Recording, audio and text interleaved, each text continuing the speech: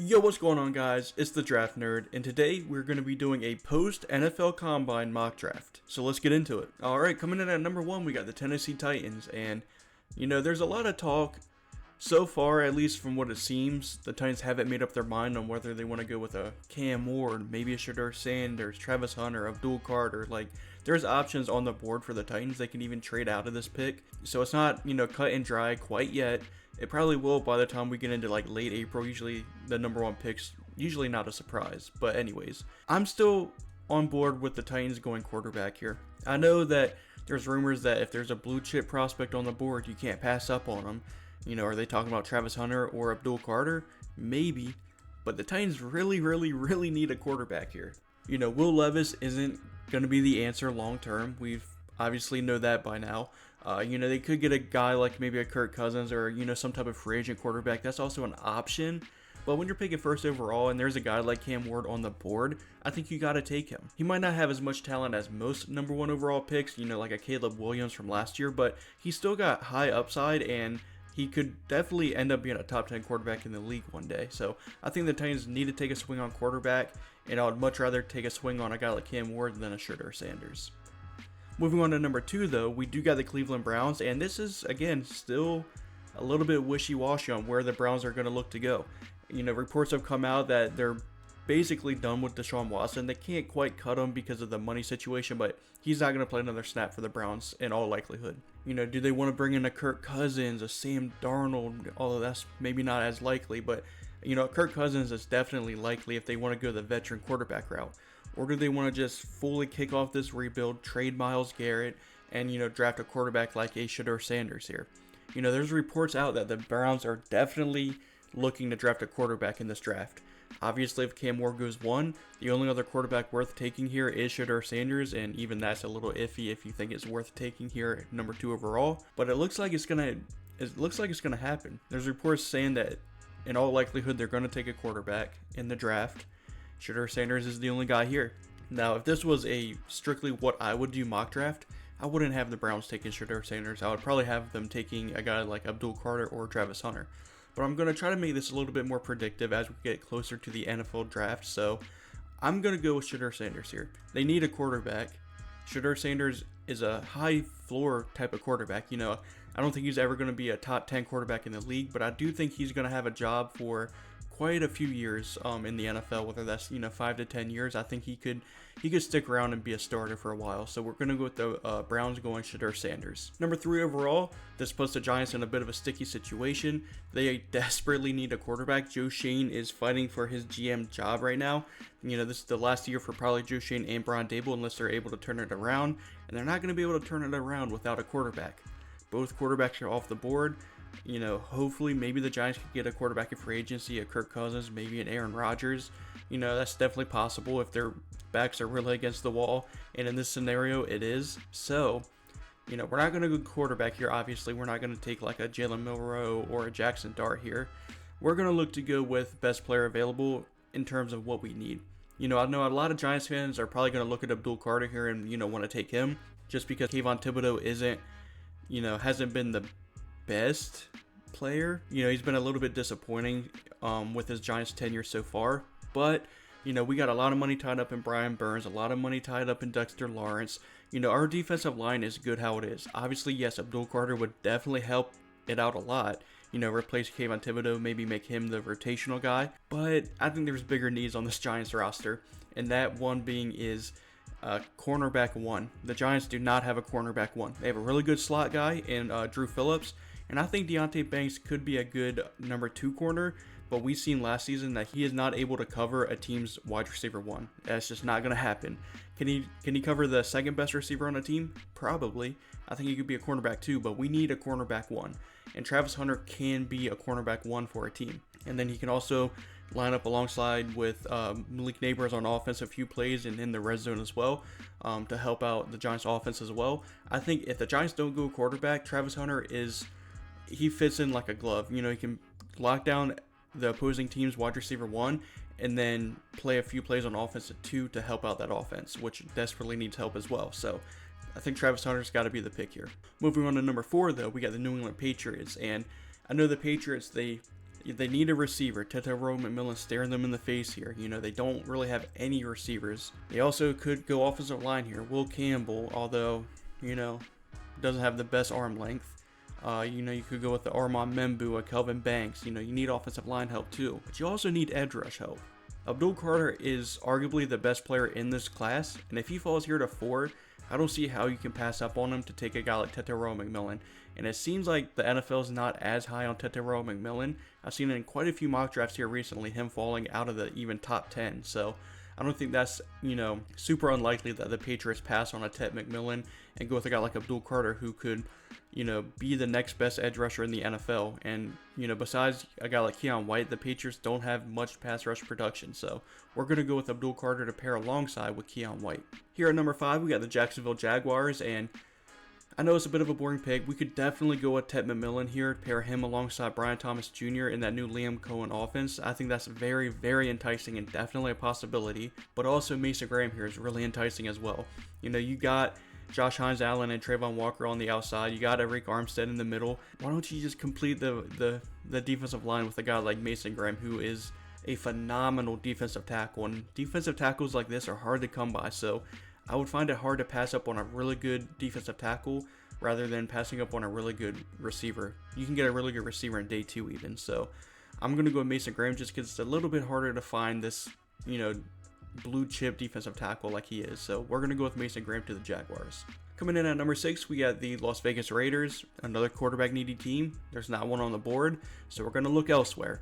And when you see a guy like Tetairoa McMillan, whoever happens to be the quarterback for the Raiders, they're going to need weapons. Brock Bowers is an amazing, amazing tight end, and he's going to, you know, be a blessing for a quarterback to throw to down the middle of the field. But you need a guy on the outside as well. Jacoby Myers did a really good job at being a receiver 1 for the Raiders, but he's a receiver 2, a really good receiver 2. They still need that big-bodied receiver 1, and that's exactly what Tetairoa McMillan is. You know, he's able to line up and be that big X receiver and is able to beat press coverage and, you know, make big plays down the field. That's exactly what the Raiders are looking for, so I don't see how they could pass up on a guy like Tet McMillan here at 6. Although I do know that the NFL, you know, isn't as high on Tet McMillan. He could fall, but I just don't see it. I don't think he's getting past the Raiders if this is how the board falls. On to number 7, we got the New York Jets, and they could go on a wide range of possibilities here. You know, you could go with a Will Campbell or a Armand Membu or some type of tackle to pair alongside Olu Fashanu. That's definitely a possibility. You could go with cornerback. You know, DJ Reed's a free agent. You could go with a Jahdae Barron. That whole secondary is basically free agents except for Sauce Gardner. So, you know, secondary is definitely a possibility here. Maybe a Malachi Starks. You know, you could go edge rusher, defensive tackle. That's also a possibility. But for some reason, I just got this hunch that they are going to fall in love with a Tyler Warren. You know, they don't have a tight end on that roster that's worth, you know, sticking by. I think Tyler Warren would immediately be the starting tight end if the Jets draft him, and they need weapons to throw to. I mean, Davante Adams, as long as Aaron Rodgers leaves, Davante Adams is probably gone. You know, Garrett Wilson's there, but besides that, they have nobody. So I think Tyler Warren could definitely be the pick here. You know, is it what I would do personally? Probably not, but I do think it's a really good possibility that in real life the Jets go with Tyler Warren, so we're going to choose him to go to the Jets there at 7. On to number 8, we got the Carolina Panthers, and I think this is where we go with defense. I know it's definitely possible that they go with a receiver like a Luther Burden or a Matthew Golden, just because Adam Thielen's, you know, really old now.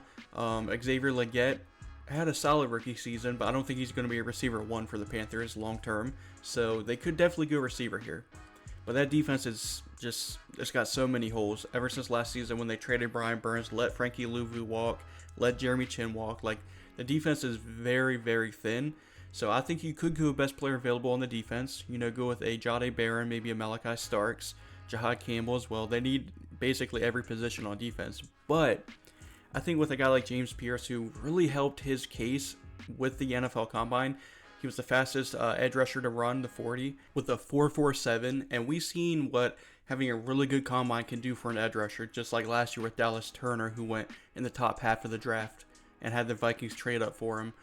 So having a really good combine for an edge rusher is very, very valuable. It's going to make him a lot of money, and I think James Pierce Jr. probably had one of the best combines out of any player. And so we're going to go ahead and take him at 8. You know, maybe not the most polished edge rusher, but he's an athletic freak, and he can get after the quarterback. The only thing you got to worry about is if he can just improve that pass rush repertoire, which I think he will, you know, once he gets a little bit more experience and a little bit more snaps under his belt. So we're going to go with James Pierce to the Panthers. Now, coming in at number 9, this is where we're going to switch it up a little bit and where this post-combine mock draft really comes into effect. I was never the biggest fan of a Matthew Golden. You know, I thought he was a very, very early day 2 player. After the combine, I think he might be a top half of the first round type of guy. And I wouldn't be surprised if he goes top 10 to either maybe even the Jets, the Raiders, Panthers, Saints, even maybe Bears. Like, he's definitely in this range now. And with the Saints on the board here, you got Chris Olave, who is a really good receiver when healthy. He has an extensive concussion history. Are you going to want to pay a guy like that long term? Maybe not. You know, Rashid Shaheed's a really good receiver, but is he a number 1 guy? And maybe even a number 2 guy? Probably not. He's a really good deep threat, but that's about it. Getting a guy like Matthew Golden, who is an amazing separator, really, really fast apparently. I did not think he was that fast, 4.3 speed. So we're going to go with Matthew Golden here to be that number 1 receiver and hopefully be a more reliable option for the Saints than a Chris Olave, who just seems to always be injured. So we're going to go with Matthew Golden in the top 10 of the draft to the Saints. Coming in at number 10 here, we got the Chicago Bears, and I think we're going to go with Ashton Jeanty here. Yes, the Bears need probably more than a running back, but with Ben Johnson coming in as head coach, as long as they fix the offensive line issue in free agency, you know, maybe get a guard or 2 in free agency, maybe then they could look to go running back here. Obviously, if they don't address the offensive line in free agency come draft day, they're probably not going to go running back. But this is with the caveat that they do address offensive line in free agency, which I do think is a really big possibility. I think they could definitely go with Ashton Jeanty. Ben Johnson's seen what a guy like Jahmyr Gibbs can do in an offense, in a Ben Johnson offense. Imagine what an Ashton Jeanty can do in a Ben Johnson offense. I would really love to see that with Caleb Williams at quarterback, Rome Odunze at receiver, DJ Moore. That's just such a, oh man, that's such a great offense. I want to see it. So I'm basically manifesting this to happen. We're going Ashton Jeanty to the Bears. Here at number 11, we got the 49ers, and I think this is where we could go offensive line here. They need a right tackle. They need a left tackle eventually to replace Trent Williams. They also could use guard. So we're gonna look to go offensive line here. It's just who we want to take. You know, Will Campbell, I'm gonna stand by it, is the best offensive lineman in this draft class. It's just, is he a tackle or is he a guard? You know, you could, if you want a solidified guard, you could go with a Josh Simmons or maybe an Armand Membu. Those are probably the 2 solidified guards that you could take here, tackles. But I think you got to go Will Campbell here. I think he could stick at tackle. I really do. But if not, worst case scenario, you can slide him into guard and he could be an all-pro guard for you. I just don't see how Will Campbell is going to fail in the NFL. And if you're the 49ers, you just want to get good players on that offensive line with, you know, a guy like Trent Williams leaving. So maybe try him at either left or right tackle. But if that doesn't work out, he's going to be a really good guard for the 49ers. Either way, good pick in my opinion. Now here we go at number 12. This is where it's going to be a little bit interesting, and you might have seen it in the thumbnail. We're going to have the Cowboys going with running back. Still, even with Ashton Jeanty off the board, Cowboys fans are probably going to hate this, but we're going to go with Omarion Hampton. He had an incredible combine. He showed that he's just as athletic as he is powerful. You know, with a guy with this size, you know, 6'1", 220, you wouldn't expect him to be that much of an athletic freak, but he is. Best believe he is. So with a good combine, with a great tape, I don't see how he doesn't go in the first round now. You know, will he go this high at number 12? You might think it's hard to believe, but around this time a few years ago when the Lions drafted Jahmyr Gibbs around this range, it was a surprise. I remember, you know, the day after the first round, all the YouTube videos were how the Lions had one of the worst first rounds in recent memory with picking, you know, Jahmyr Gibbs in the top 15 and then also taking Jack Campbell. Look at them now. Are they regretting it? Absolutely not. So I think Omarion Hampton is a first round talent, and I wouldn't be mad if they take him here at 12. I think it's definitely a possibility, and we're going to explore that possibility. On to number 13, we got the Miami Dolphins. Oh man, what could we do for the Dolphins? You know, we could go Luther Burden.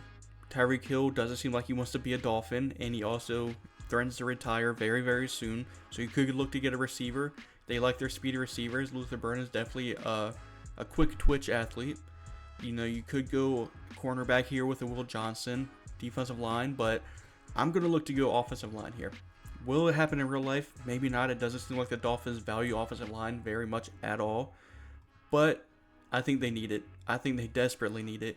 With a guy like Armand Membu, who, has maybe not the best height, but he has the arm length to play tackle. He's an athletic tackle. The Dolphins love athleticism. So if they're going to take an offensive lineman, they're going to take an athletic one.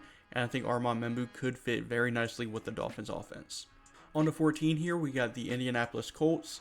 And we're going to go with another guy who had an amazing combine. Probably the biggest winner of the combine is either him or maybe a Matthew Golden or a James Pierce. We're going to go with Shamar Stewart. Definitely not the most productive guy with only like 2 sacks. Yeah, 2 sacks past 3 seasons. Not the most productive guy, but the tape is good. If you just cover up that sack number and just look at the tape, 2-3 games of the tape, you're going to fall in love with this guy. He's got amazing length, amazing athleticism, amazing work ethic. He's the full package. He just doesn't have the production. Everything else is amazing with a guy like Shamar Stewart. Unlike Mykel Williams, who was obviously battling injury, I do know that, but he didn't have much production, and the tape just didn't wow me, in my opinion. So a lot of people like to compare a guy like Mykel Williams and Shamar Stewart. I just think Shamar Stewart is way better. And here at 14, the Colts need an edge rusher. Kwity Paye isn't the best edge rusher. I know they took Laiatu Latu last year. Pair him up with a guy like Shamar Stewart, who is a bit of a tweener at his size. Like he could probably play a little inside if you really want to switch things up, maybe play a little bit of 3-tech, but he's an edge rusher. And pairing him up alongside Laiatu Latu, I think that's a really good pass rushing tandem for the next 5 to 10 years. On to 15 here, we got the Atlanta Falcons, and say it with me, everybody. Falcons need pass rush help. So we're going to go straight to the edge rushers. And guess who's still on the board here? We're going to look to go with Mike Green here. I've had Mike Green going in the top 10 before, and I still think that's a possibility.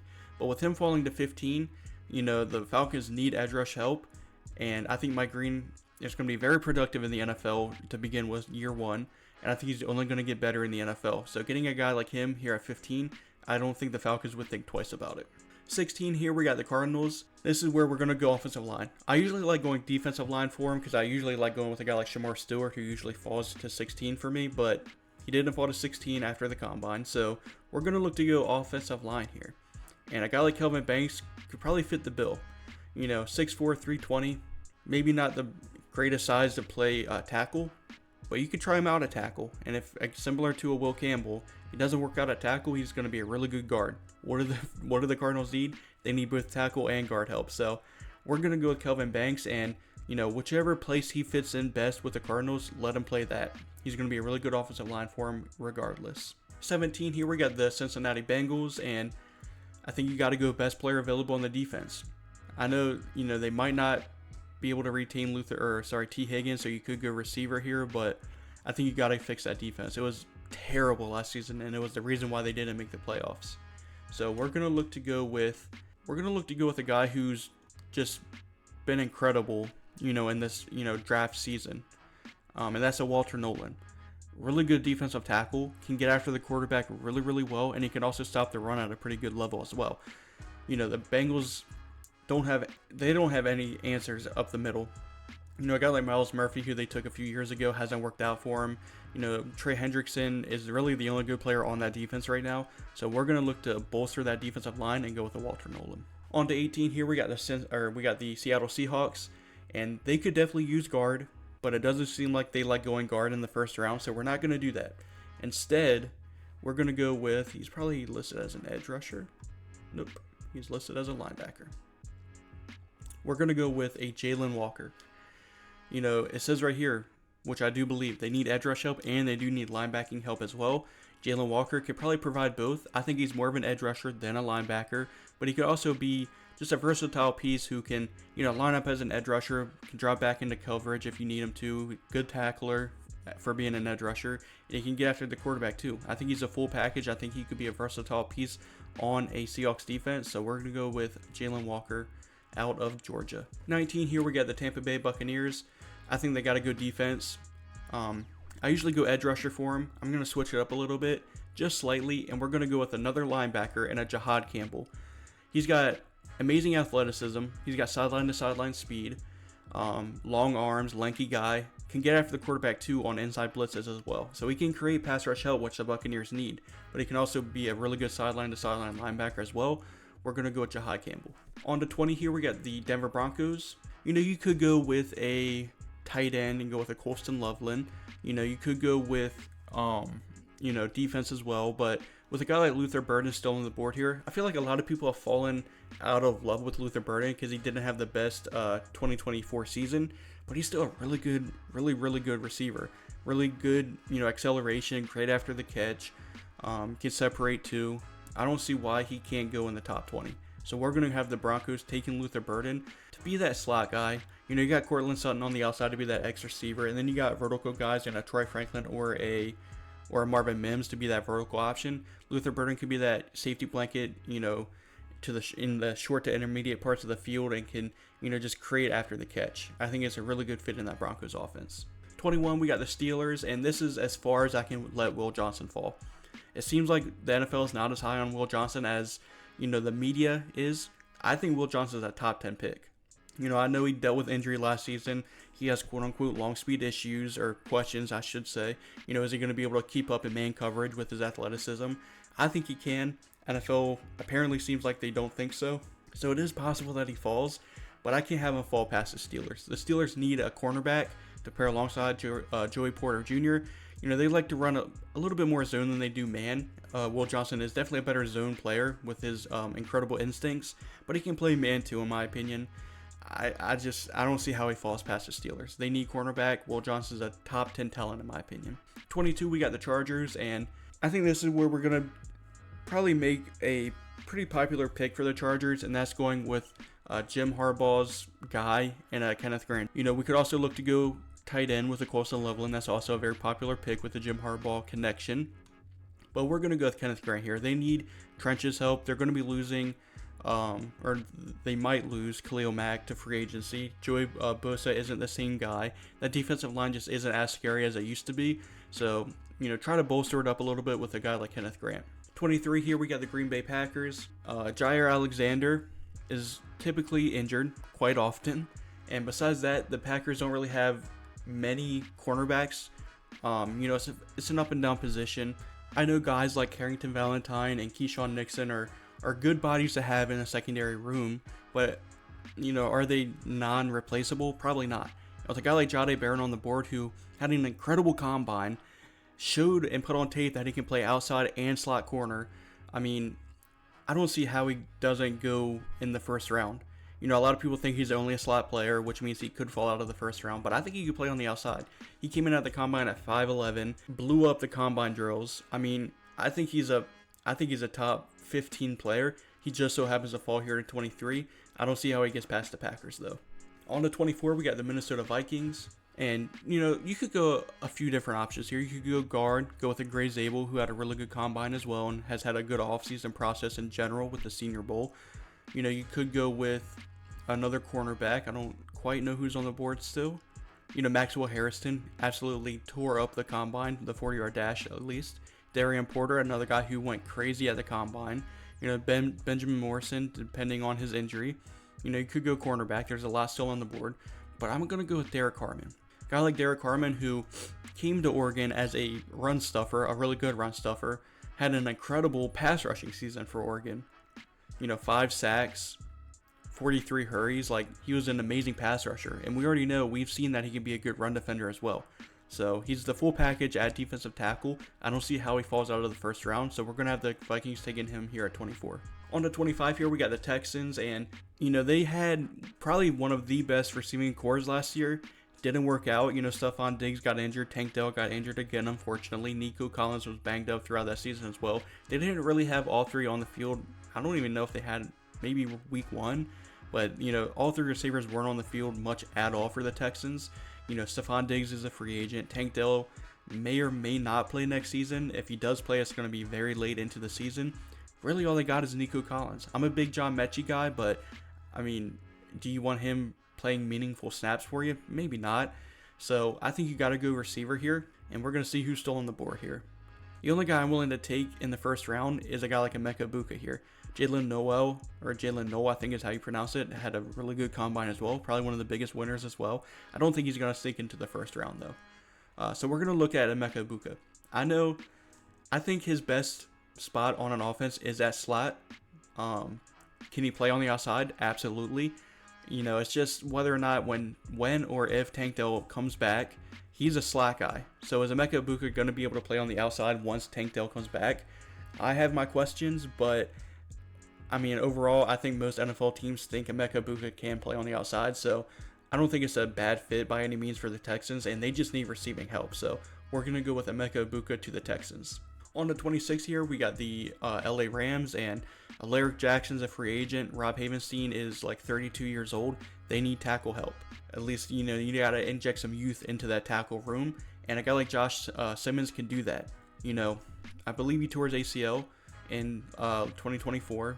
So he only played a few games in 2024. But the few games he played, he put some really good tape out. And I think he's a first-round caliber player. It just depends on if he's going to pass teams' medicals, which typically we don't get that information. That kind of stays in-house. So we don't really know. But as long as Josh Simmons passes his medicals, I think he's going to go around this range.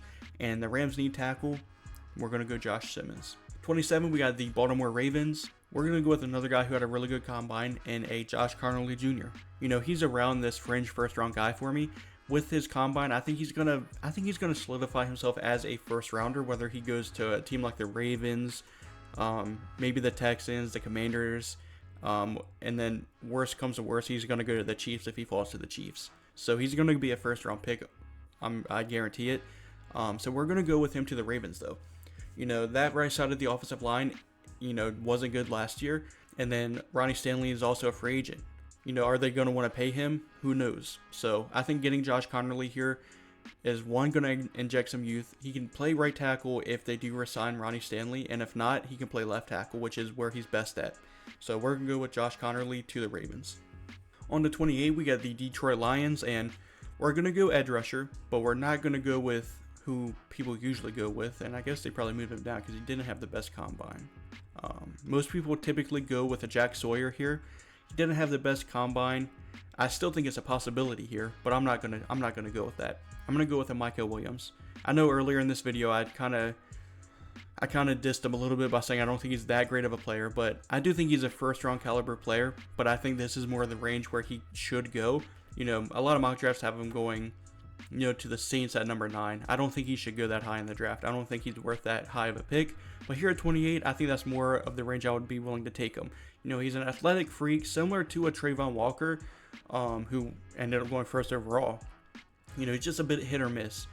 But I think the Lions could definitely make him work alongside with Aiden Hutchinson. I think as long as Michael Williams works out, that's going to be a really, really good defensive line. On to 29, we got the Commanders. They just traded for Deebo Samuel, so I don't see them going receiver here. They got Scary Terry, they got Deebo. That's a good receiving core. Now they got to go with either offensive tackle or edge rusher, in my opinion. And with a guy like Donovan Ezeraku and Nick Scorton still on the board, I think you got to go edge rusher because I don't really think there's many tackles worth taking. Ariante Urzuri, I think he could go in the first round for sure, but is he good enough to pass up on a Donovan Ezeraku or Nick Scorton? Probably not. So we're going to look to go with one of those two guys. Donovan Ezeraku is probably the more productive pass rusher. Had 14 sacks at Boston College. He's just a little undersized at 6'2", 247. So is he only a pass rush only type of guy? Maybe, but that's exactly what the Commanders need. They need pass rush help pretty badly on the edge. So we're going to go with Donovan Ezeraku here. Coming in at 30, we got the Buffalo Bills, and I think this is where we get Malachi Starks off the board. Is Malachi Starks a bad player? No, not at all. But it seems like he's going to be falling more and more out of, the top half of the draft. Again, they got PFF ranked him here at 10. Do I see him going in the top 10? No. He's a safety, which is not as valued as it probably should be. But also, he just didn't have the most impressive 2024 season. I could even see a guy like Nicky Manwari going ahead of a Malachi Starks now. Nicky Manwari is an absolute freak. I wish they had, combine numbers up. But they don't. So 6'3", 227, that's a big guy to play safety, but he also blew the combine out of the water. You know, he ran a 4.38 40 with a 1.49 split, 10-yard split, 43-inch vertical jump, 11.6 broad jump, 20 bench press reps. Like, this dude is a freak at safety, and he measured in at 6'3", 220 with 32.5-inch arms and a 9-inch hand. Like, Nicky Manwari, I could see him going in the first round for sure, but he's not going to make it in this mock draft probably. We're still going to go with Malachi Starks to be that Damar Hamlin replacement, but again, it could definitely be a Nicky Manwari there. Don't be surprised if Nicky Manwari goes ahead of a Malachi Starks. Coming in here at 31, we got the Chiefs, and they need tackle help very, very badly. But is there a tackle worth taking? Like I said, Ariante Irizarry could probably slot in here at 31. Would it be maybe a little bit of a reach? In my opinion, yes. But, you know, they need to get a tackle desperately. But we're going to pretend like they got one in free agency because I don't want to take Ariante Irizarry this high. We're going to look to go with the Travis Kelce replacement. He is coming back next season, but he's basically coming back for one season. He'll probably retire after next season. Getting a guy like Colston Loveland, who is somehow still on the board here at 31, having him be in the locker room for 1 year with Travis Kelce to hopefully have Travis Kelce teach him a few tips on how to be a great tight end, and then have Colston Loveland be the next Travis Kelce for the Chiefs and Patrick Mahomes. I mean, usually Colston Loveland doesn't make it to the Chiefs, but in this mock draft he did, and I don't think they can pass up on a Colston Loveland here. And then the last pick in this mock draft, we got the Philadelphia Eagles picking here, and they could really just pick whatever they want. I mean, their whole roster is stacked. This is kind of just this is a luxury pick, really. But as of the recording of this video, they did just release Darius Slay. So they really have a hole at cornerback. You know, do you want Cooper DeJean to play outside corner? He was so good in the slot. I don't think you want to, you know, move him around too much. I think he'll just be one of the league's best slot corners for the next, 7 to 10 years. So I think they do have a hole at outside corner. You know, they could bring back a guy like Isaiah Rodgers if they really wanted to. You know, they could sign someone as well, but I really want to fit in Darian Porter, the cornerback out of Iowa State, who had an amazing combine at 6'4". I think he measured in at 6'3" though, but a really long, lanky cornerback who can, really cover his ass off, who absolutely blew up the combine, ran like a 4.3 at like 6'3", 200 pounds. Really good zone coverage cornerback. You see here a 91 grade for PFF, 63 man coverage grade, so not the best at man coverage, but the only thing with Darian Porter is he's kind of a one-year wonder. He didn't really play much football for Iowa State. You can see here in 2023 only 101 cornerback snaps, 141 the year before that. But in 2024 he did have 344 snaps and he was really, really good. So do you want to take a chance on that quote unquote 1 year wonder? If he runs a 4.3 with a 1.49 10-yard split, a 36.5-inch vertical with a 10 feet 11-inch broad jump, a 6.713 cone drill, a 4.04 20-yard shuffle, like 20-yard shuttle. I mean, you gotta take the guy. I think I wanted to fit him into the first round, and it just so happened that the Eagles just released Darius Slay, so we're gonna take Darian Porter here, and then that's gonna round out this first round mock draft. Again, I tried to push up some guys who had a really good combine, try to fit in some guys like a Darian Porter, who had a really good combine as well, who isn't typically taken in the first round. But let me know what you guys think of this mock draft. Again, it's still somewhat early out in the process. It's only March 3rd, but let me know what you guys think down in the comments. And if you liked the video, consider subscribing. And as always, I'm the Draft Nerd, and thanks for watching.